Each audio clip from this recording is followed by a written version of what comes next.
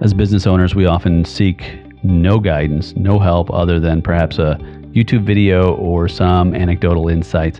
We rarely counsel a professional. Why don't we do that? Maybe we don't know where to go as far as resources are concerned. Maybe, just maybe, we don't think anyone knows as much about our business as we do. Let's dispel some of those myths. I've invited Joe Thompson back on the show, who can talk about this role of consultancy. Can't wait for you to listen in. I'm Dr. Nate Sala, and this is A Call.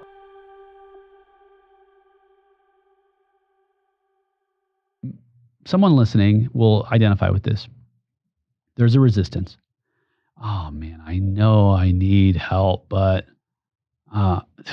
whatever, 10, 15, 20, 30 grand a month, whatever it is, that's going to cost me so much money. And I even think the terminology is wrong. Because one, if you just look at it like it's a cost, then this is part of the problem, because everything is a cost to you, right? There's no investment to you. Yeah, I like where you're going. Yeah. That's one part I want to investigate. The other part is, what is your alternative?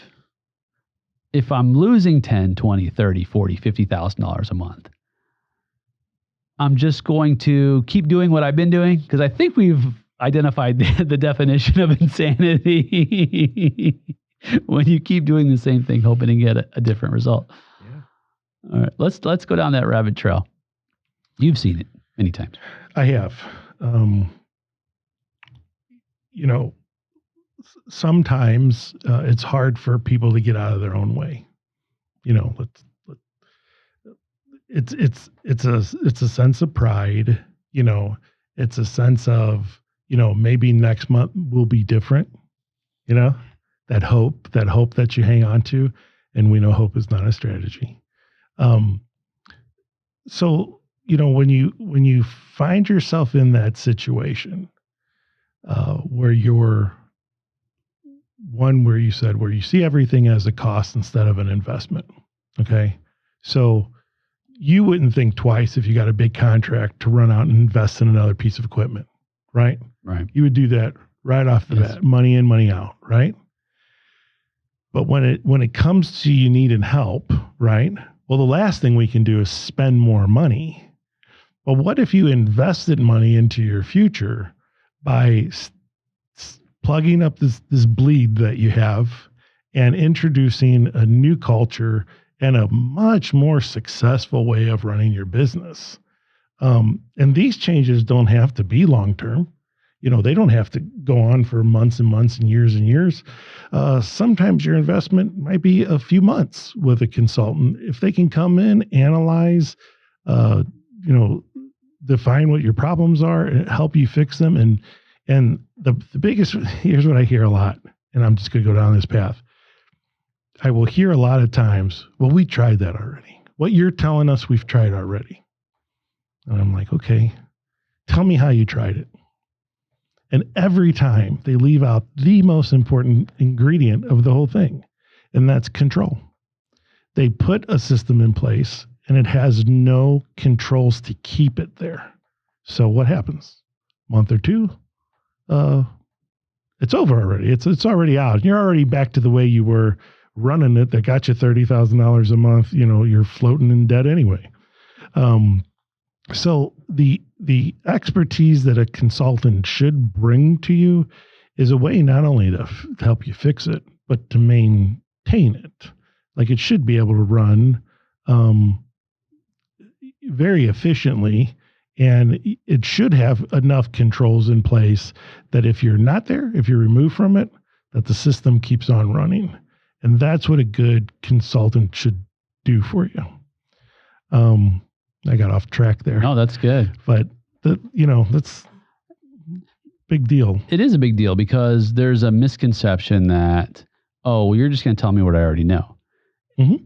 And the answer to that is yes. You're going to confirm what I already know. Yeah, right. That's what I hear all the time. I am going to confirm what you already know, and I'm going to confirm what you don't already know. And I'm going to implement what you know and you can't implement. That's the biggest difference. And so this is someone listening is like, yeah, that's me, because I've been in that situation. And the integration aspect of the process, it takes time.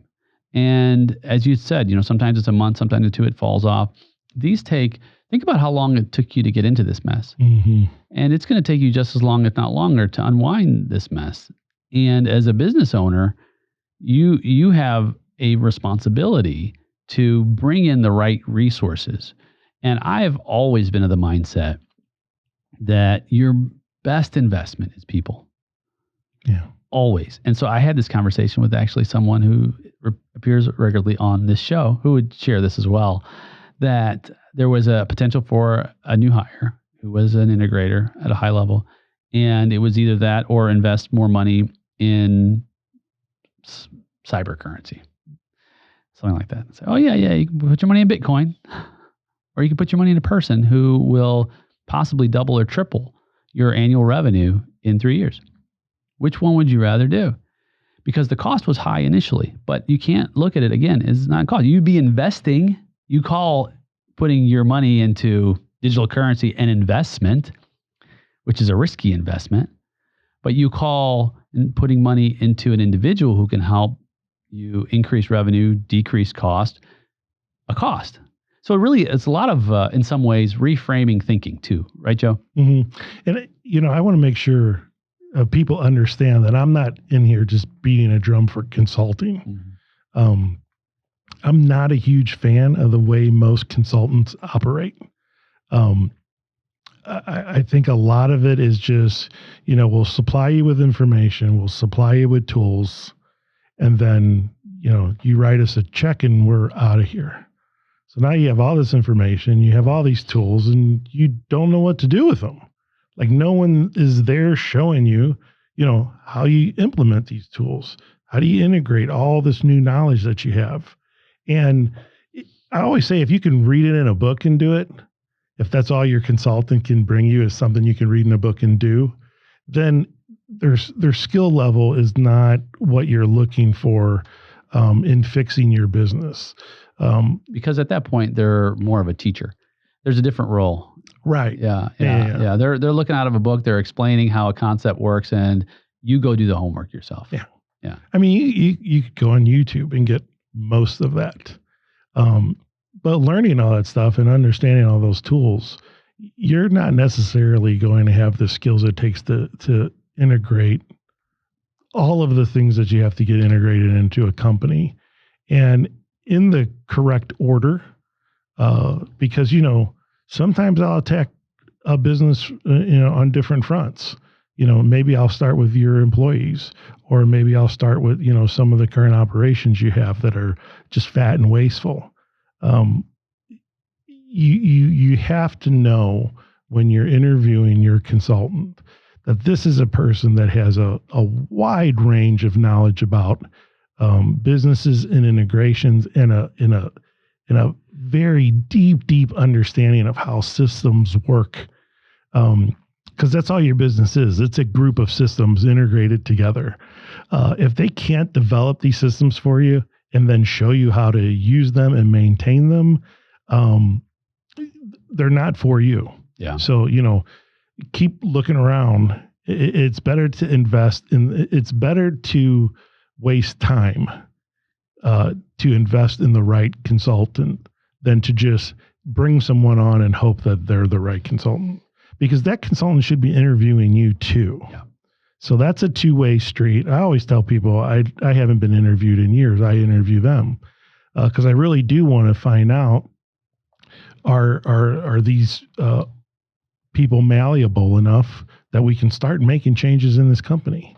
And I was asked that by someone, how do you know who to pick, who not to pick? And that really boiled down to what my answer was. Are they capable of change? Because if not, the whole thing is a waste of time. If I put something in and you go back to the old way it was because you think it's better, you're wasting everyone's time. I won't even make you pay me. I'll leave. I'm just one out of there. So that's this isn't just, hey, go get a consultant. This is, hey, get the right consultant for your business and your business needs. I love that. Yeah. And these couple of episodes are really all about that. When you need a consultant, how to pick a consultant, who you should be in that consulting relationship, because that consultant who's a good consultant will be interviewing you as well. You have to be moldable, as you said, and understand the value of the process. It's been said that people don't fail, processes do. Systems fail. And what that means is if we can create systems and processes that are structured to help people succeed, help them to do their best possible work, that also means a system and a process for recruiting. That means a system and a process for hiring. It means a system and a process for onboarding and training, system and a process for mentoring. And this is just one small set of systems and processes. That's why you're talking about when you partner with an individual or a team who understand these aspects of business on a deep level, there may be areas of the business that need more change immediately than a standard textbook approach. Textbook approach would say, well, let's go ahead and start with your mission, vision, and values, and let's go ahead and iron that all out. Well, you may be hemorrhaging so much cash that you need some financial management right now. You might have somebody embezzling cash so badly that you need to extract that person immediately, right?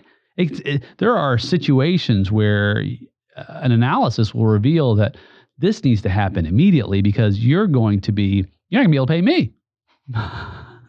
We don't want that to happen because we're in business to make money. This is great. So if you're a business owner and you're in a situation where I need an outside source. By the way, it's not necessarily don't look at it from a money perspective either. Look at it from a perspective of how can I get some eyes on the situation, some fresh eyes. And those fresh eyes will give you a general understanding of whether they can help you or not. You have to be able to trust those eyes. The only way you're going to trust those eyes is through some vetting, through some references and resources, and through some exposure and experience to your exact issues in your industry. And through that, you may or may not hire that consultant. That's fine. But at least what you're doing is you are in a discovery phase of your business. You have to go when you have trouble influencing and achieving, you have to go back to discovery, because that's what leadership is. Leadership involves discovery, influence, and achievement of shared purpose. So I always default to when I'm having trouble achieving what I desire, I look back and see how I'm influencing this process. If my influence is waning in terms of how I'm getting the job done, I have to go back into discovery of what tools and resources I'm missing in this equation that keeps me from being able to influence and achieve a shared purpose for the organization. So, and discovery isn't a one and done. It's a constant revolving circle of this process, this life cycle, if you will, of leadership. And so there takes a great deal of humility to say, I don't have all the answers. You never will. I will never have all the answers. Even the consultants don't have all the answers on the spot. And that's okay, because if they have all the answers on the spot, run. Without a good period of observation, I would run.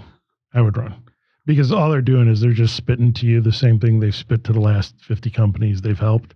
And, it's very little help. If the answer is that easy, that quick, they haven't really looked into your business or where to start.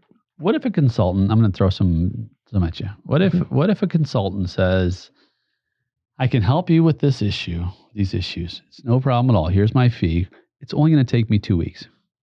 And I'll have you all fixed up. It's going to be whatever, $50,000. You're a business owner. I'm thinking, great, in 2 weeks, get all this done. Now, here's where we have to make a differentiation between these two types of business problems. Some problems are apparent to leadership. Like they know exactly what the problem is. They're just having trouble fixing it. When you can get in front of, business owners that are like, hey, look, we've looked at this and this is a big problem. We just don't know how to fix it. I could probably gauge the amount of time it might take me to come in there, observe it, and go. If your bottom line's getting hit and you're not sure, like where is this coming from? If you're a multifaceted company, for instance, if someone gives you I'll work for you for 2 weeks. I'll do whatever I can do for you in 2 weeks. But to get it done correctly, I would take 2 weeks to observe everything if the company is large enough, because, sometimes the answer is hidden so deeply. It's so deeply rooted in their day-to-day operations. It's easy to just brush over it. And you don't realize that once we formulate what is the cost of these small little things that are happening, death by 1,000 paper cuts, these small little things that are happening, that's what's causing this big problem now. And it's hard to see. And if someone comes in and says, hey, look, whatever it is, 2 weeks, you pay me my money, and you're not getting the kind of help that you need. Because observation is defining what it is, observing what it is, understanding what the problem is. That's step one in consulting, no matter what type of consultant you are. If the company can't define the problem for you and say, look, here's our budget, here's the amount of time we have, here's what we need fixed. If you're confident with taking the job, I've taken those jobs. So yeah, sure. We'll come in, we'll fix this one item. I'll work within your budget. I'll do whatever I can to help your business. That's one thing. The other one is, when they don't know what's wrong and you have to come in and find it, and you don't know where it's going to be hiding. So yeah, that I would want someone observing for a while, and, I'll do a week of observation.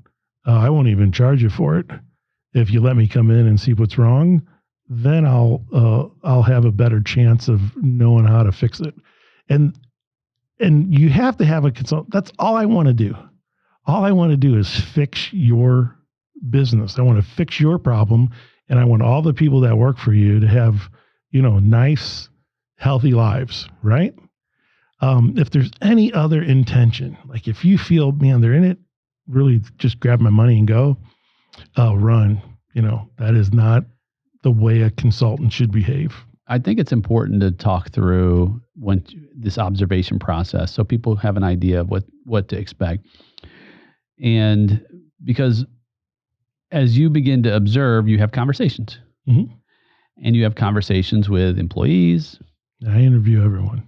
Owners, perhaps even some vendors and industry partners, whoever you can find. More data. And what is that? What are you looking for in the data? That's those conversations where you're collecting data. And you really do need a good memory to do this well.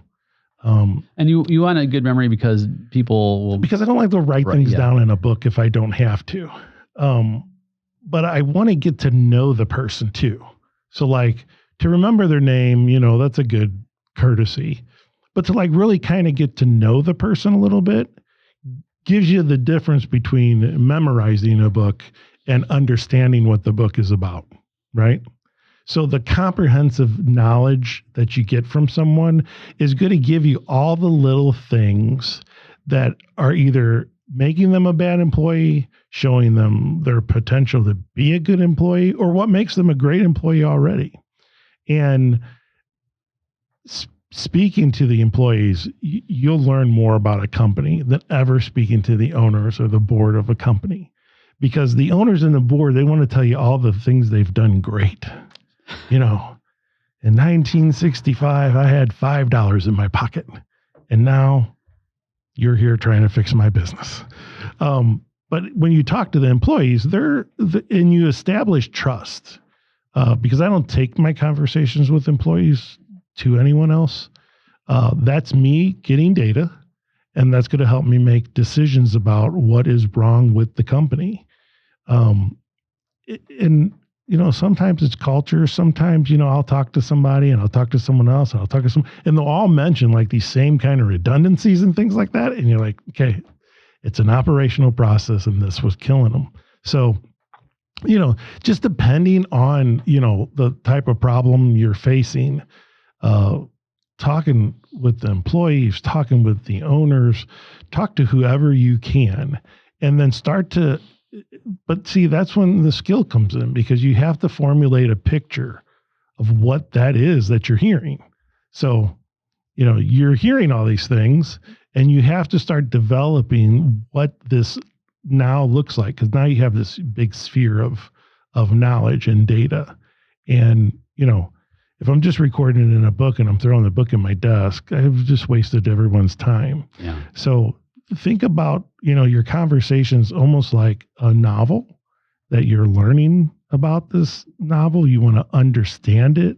You want to know what motivates the writer when you're speaking to them. And that will get you in the heads of the employees.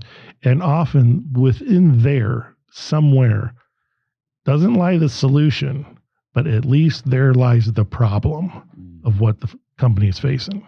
And with trust, and the trust is warranted because you will have confidentiality, because the employee may be saying, look, these are the problems that I have with the owner. And there may be some patterns developing with the owner or the leadership or the management or whoever, or other coworkers. And part of the relationship is, look, I'm not going to go back to the owner and say, hey, this employee said this about you. But I am going to say, these are a consistent set of issues that are stemming from this behavior, this type of activity within the business. So the owner might be listening and saying, oh, well, I don't want, Joe the consultant to go and get everybody's opinion about how crappy of an owner I am. But that's part of the problem. Part of the problem is that you're worried about yourself. You're in denial. Yeah. Yeah, because we all have room, every one of us. That's why I love to have an environment where people have the transparency to tell me when I'm making a mistake. I absolutely love it. And it sounds weird, but when one of my team members says, oh, I caught a mistake of yours, I am delighted. It sounds so weird, but that to me shows that there's enough transparency in organization and enough communication, trust, that they're not in fear of losing their job because they said Nate made a mistake. Then I'll say, oh, tell me what I did so that I can do better. It offers you a learning opportunity. Absolutely. As well. Yeah. Sometimes it's, wow, okay, well, here's the mistake. Here's the issue in the process. Maybe I didn't make a mistake with that particular activity, but there was an error in the process. But guess who that rolls up to? Still rolls up to me. Yeah. And sometimes it is direct. Oh man, I totally forgot that. I'm so thankful that you brought that to my attention. But most organizations don't operate that way. No, you've nailed it.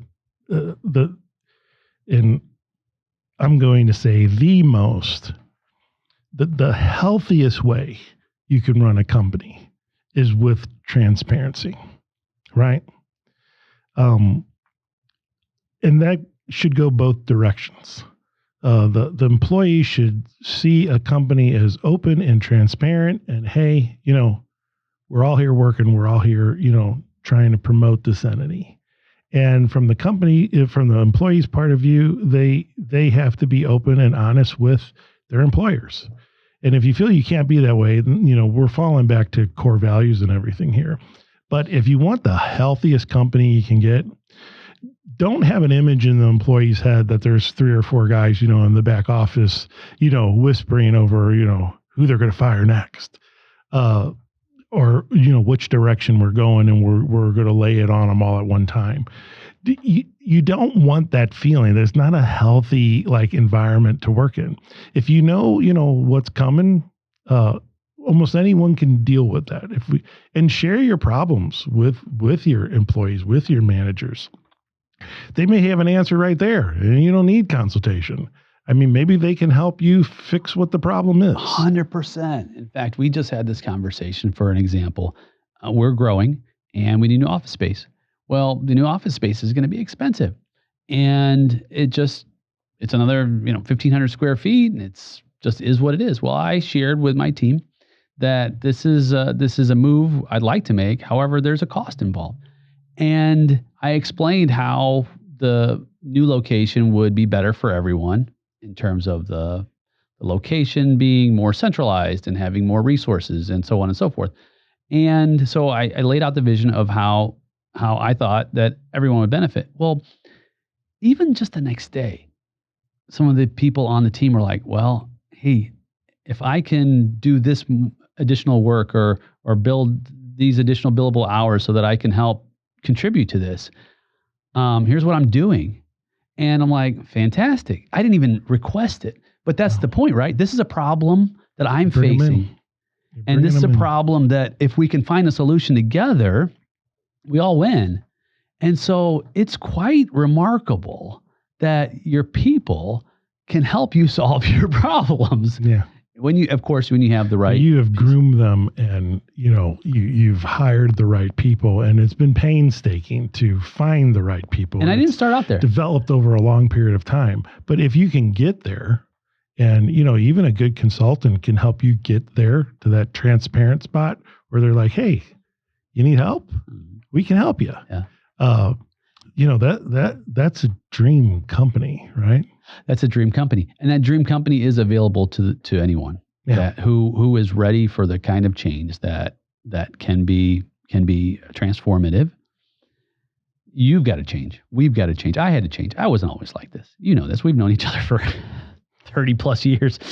And so, not that I was a bad guy, but I was, a knucklehead, like you were a knucklehead when we were young in our teens. And I remember my first employee, Henry, and I remember telling him, I don't know, it was day 5 on the job. I hired him as soon as I bought the check cashing business in the seedy part of town.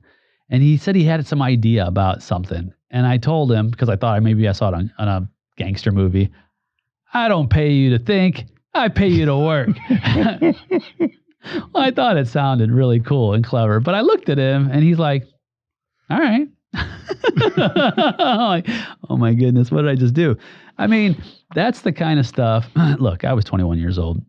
I don't use that as an excuse, but fast forward 29 years and I've matured to where it's just the opposite. I pay people to think.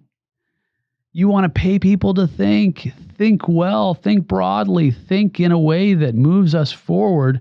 And when we have the right people around us to help master that, because perhaps that's a blind spot of ours, maybe it's a weakness, we can thrive. I mean, this isn't the end of the journey. And I think it does take that depth of observation, because when you're observing the conditions and the context that have been created over time, you can then begin to assess, oh, these are the kind of issues that you're facing. Hey, look, maybe you're not seen as someone who's contributing to the overall progress of the organization as an owner. Yeah. We need to kick you in the tail. I'll tell a business owner, hey, if you're not the smartest guy in the room, you've hired well. You did a good job of hiring, because, to be the best leader, you don't have to be the smartest guy in the room, right? You just have to give what you want.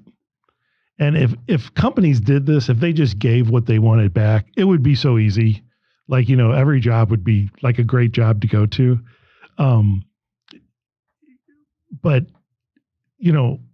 leadership is really not based on, how shrewd of a businessman you are or how smart of a business person you are. Leadership comes from, serving the people that serve you. We've talked about this at length. But if companies gave what they wanted back, wow. Yeah. I mean, that would be amazing. Yeah. And it starts with the assessment that is beyond your purview. It starts with the objective assessment that sometimes has to come from outside of the organization. Yeah. They're too far in it. And, maybe they just want the assessment. Maybe just bring someone in for a week to tell you what isn't working. They may not have a solution for you yet, but they could at least develop, hey, this is where I think the company is, not doing so well. And, maybe it's them. And you have to be, if you can't be honest with the people because they're paying you, Just don't be a consultant, because I've seen that too many times where too much smoke is blown, and you make the owner feel great about themselves, and they're dishing out money to you, and in 3 months you're in the exact same boat where you started. A consultant who is worth his or her salt will be honest about what they believe your next steps are after the initial assessment. I recently happened to me, for example, I had a client who I performed an initial assessment, and as much as I wanted to help, and I really wanted to help, I believed in the business, I believed in the model, and I believed in the owner, but not only my spidey senses, but everything I knew about business told me that it's time to sell the business. You're not going to get yourself out of this with the tools you have and the resources you have. There was a lot of circumstances around that. The owner was an absentee owner, and it was refreshing. This individual needed to hear that was a bit of a confirmation. Mm-hmm. They were trying really hard to make something work that they did not have the passion and the desire to truly, deeply pursue. And they didn't have the financial ability to bring on the kind of team that would be able to turn the page. Yeah. And good news is they found a buyer. And man, the last call I had with this owner was like full of life and bright. Man, I feel so good about this. Yeah, the stress is gone, and man, this is great. So the point is that if you've got someone who truly cares about the end result of your journey, then they won't try to milk you. Say, oh yeah, well, for the next 6 months, we can see what we can make happen here, knowing full well that probably isn't the best, the best option for you. And that's what I love about the combination of, a financial aspect that can look at a company and the operational aspect that can look at a company. Because if I go in and I'm looking operationally and I'm like, hey, maybe I can fix this, and then you come in and you're like, hey, man, they are so far underwater, even fixing all these operations, they just can't sustain. You need both sides of that when you're an owner of a company, because sometimes you don't have the best understanding of where you are accounting wise or where your books are, right? In the same way, you probably don't know where you're failing operationally. So when you can get that in a combination, like that's the most powerful kind of consulting you can get. And most consultants out there, they're one-trick ponies. They've had something that they've blanketed companies with for 20, 30 years. And, it's worked for them because they just go on to the next new blood. But I think the trail you should leave behind you is more fixed companies and more happy companies and healthy companies than those you can't help. I agree. And sometimes it's just a good idea to get a checkup. Just like you would with a doctor, just like you would with a counselor, just like you would with a physical therapist or perhaps a workout specialist. Great way to put it. That's a great way to put it. Like you'll go to the doctor, right? You get your checkup, but your business may be a little unhealthy. And maybe that's all it needs. Maybe it just needs a short consult to tell you, hey, here's what's going on. You need to lower this and increase that. Yeah, just like a checkup. Cholesterol. You need to lay off of some of the Cheetos. Right? Maybe the blood pressure's a little too high. Much sugar around those those company vacation times. Inflammation and a little less gluten intake. Maybe too much dairy. Whatever it might look like. But we get blood tests. I mean, I'm required to get a blood test every couple of years. A physical every year. Yeah, I do the same thing. Mm-hmm. And it's good for me. Yeah, and it's good for you.